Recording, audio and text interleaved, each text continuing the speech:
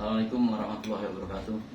Pada yang terhormat Bapak Lanyala Mataliti sebagai Ketua DPD yang tentu sekarang ini sedang dicari oleh masyarakat bangsa Indonesia untuk memberikan komentar arahan terhadap penolakan kenaikan BBM oleh rakyat.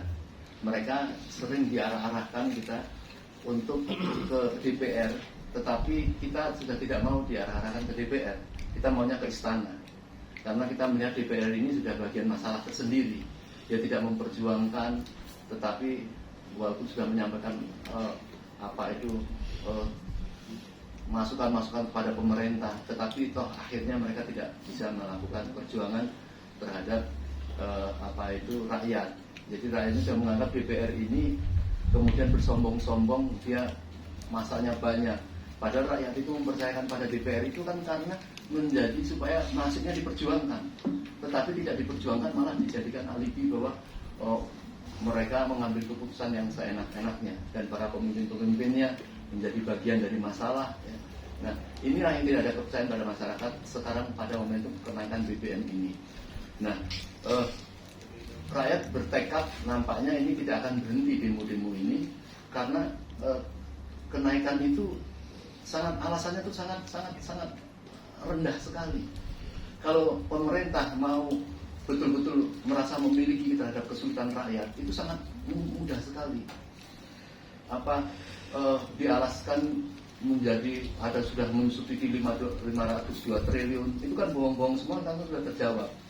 Ternyata itu hanya bagian dari untuk membeli energi, belanja energi dianggap seperti itu, dan seolah harus maklumi untuk ini masalah naik, terima ikhlas saja.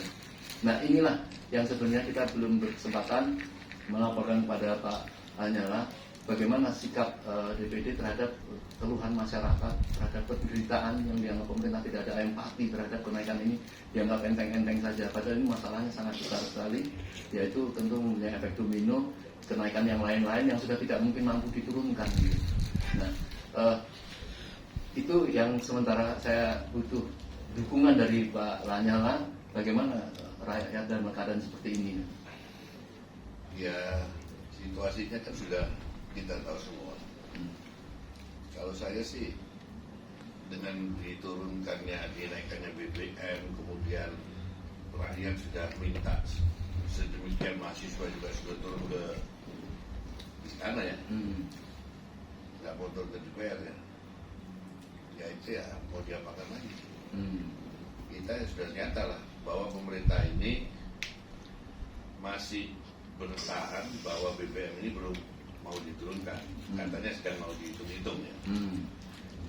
Ya hitungnya sampai kapan kan ada batasnya. Dan saya juga mengimbau kepada para mahasiswa, ya jangan berjuang terus lah, jangan sampai berhenti. Kalau saya jangan sampai berhenti berjuangnya. Namanya berjuang itu pasti ada hasilnya. Cuma sampai kapan ya kita sambil berdoa. Dan saya juga harapkan pemerintah pun juga ini harusnya, kalau sudah rakyatnya sudah minta kan harusnya ngerti.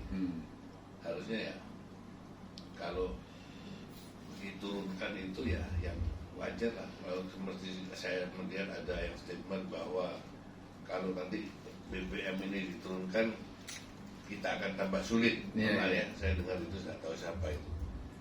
Cuman saya anggap kalau tambah sulit berarti rakyat ini sekarang sudah sulit. Masih dituduh nggak mau mengerti. Sudah sulit ya. Iya. Kalau diturunkan berarti nanti rakyatnya belum tentu sulit. Nah, mungkin yang sulit itu yang di elit yang tambah sulit. Betul. Kalau rakyatnya tambah seneng. Nah, sekarang sudah waktunya yang di elit ini mengencangkan ikat pinggang. Jadi pejabat-pejabat semua ini ya waktunya lah mengencangkan ikat pinggang, waktunya juga mengeluarkan infak untuk diberikan kepada rakyat. Sudah waktunya ini, jangan kapan lagi. Mumpung ini BBM masih dipertahankan sama pemerintah, dan dampaknya nanti pasti listrik akan naik, semua barang-barang consumer good ini juga akan naik semua. Nanti kalau sudah naik semua, rakyatnya sudah tambah setengah mati, Nah nanti yang repot nanti pemerintah sendiri. Iya. Jadi apa statement Pak Lanyala terhadap masa rakyat yang sedang Ya, jadi harapan saya pemerintah ini mau yang mikiri gitu, mikiri rakyat. Jangan mikiri kepentingan-kepentingan yang di luar. Ya udah, intinya itu. Ya. Jadi jangan kita ngikuti arus luar, ikuti ini rakyat ini maunya bagaimana gitu. Ya. Intinya rakyat minta supaya BBM diturunkan, ya ikutilah BBM diturunkan. Jangan terus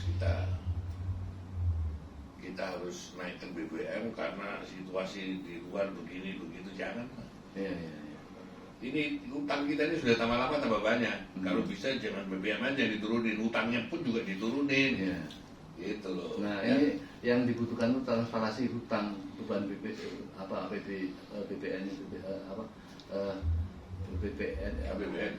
APBN itu harus transparan, Pak. Yang terutama di BUMN itu harus transparan memang. Ada beban hutang pada zaman COVID misalnya. Ini siapa yang menikmatin COVID atau ini? Ada menteri berbisnis pada saat zaman COVID seperti ini. Maka banyak mengatakan siapa yang memberikan informasi kepada Jokowi tentang subsidi itu, menteri atau kedua-duanya. Jadi kalau memang menteri memang yang melakukan kebohongan itu, ya memang masyarakat menuntut menteri ini harus dihukum, Pak, terhadap kebohongan informasi yang diberikan pada Jokowi hingga memberikan suara tentang apa itu. Nah, menteri keuangan ini menteri keuangan atau kasir gitu loh.